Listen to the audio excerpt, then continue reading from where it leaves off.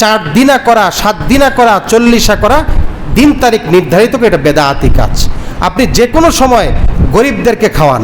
এখানে আরেকটা বিষয়, আপনি যে জেফত করেন আপনার মা বাবার সওয়াবের জন্য, তাই তো?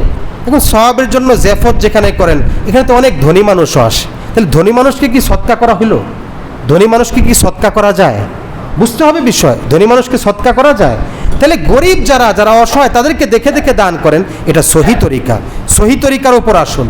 আমি এই কথাই বলতে চাচ্ছি, আপনি রাগ করবেন না, রাগের জন্য কাউকে কোনো কথা বলছি না, বুঝার জন্য, সহিটা বুঝার জন্য, সিরাতে মুস্তাকিম বোঝার জন্য, রসুলের সুন্নাহ বোঝার জন্য, সাহাবায়ে কেরামের পথ বোঝার জন্য, যাতে আমরা যাতে বিচ্যুত না হই, এজন্য কথাগুলো বলছি। আরেকটা হলো, আমরা মৃত ব্যক্তির জন্য দোয়ার পরে যে খাবারের ব্যবস্থা করি, এটার ব্যাপারে মাসালা কি?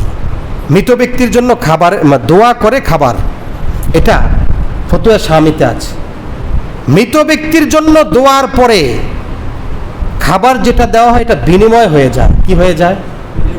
কথার যদি আপনি দোয়ার বিনিময় হয়, তাহলে এই খাবারটা কি ঠিক হয়? খুব ভালোভাবে বুঝবেন।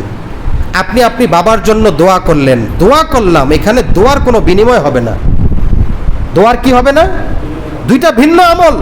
আপনি খাওয়াবেন গরিবদেরকে, মিসকিনদেরকে, এটা ভিন্ন আমল। এখানে আলাদা তার কাছ থেকে কিছু নেবেন না, তাকে বিনা স্বার্থে আপনি দান করে দিবেন, বিনা স্বার্থে দান করে দিবেন।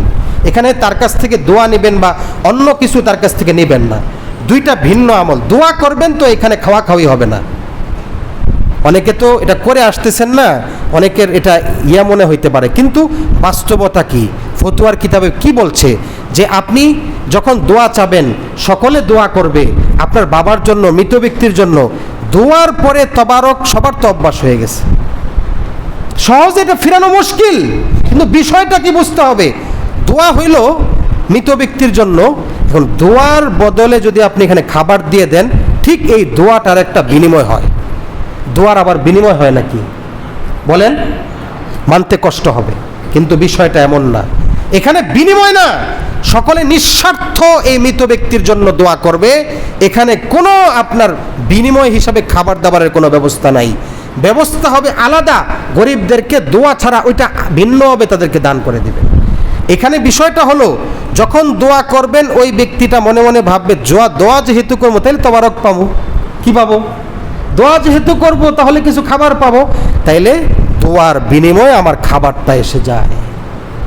খাবারটা যখন এসে যাবে, তো এই দোয়ার বিনিময় হয়ে গেলে এই দোয়াটা ওই মৃত ব্যক্তির কবরে যাওয়ার ব্যাপারে সন্দেহপূর্ণ হয়ে যায়।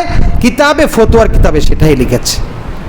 আমার ভাইয়েরা, অনেকে এই সমস্ত ব্যাপারে কথা বলেন, হুজুর আপনি জানাজা দিয়ে দিছেন, দেশে গিয়ে তা আরেকজন পড়ায়, তো ওই হুজুর কি করেছে? ওই হুজুর তো অনুমতি দিয়ে দিছে, ওই হুজুর তো পড়ায়, তো আপনি না করেন কেন? আমার ভাইয়েরা, খুব দেরি হয়ে যাচ্ছে।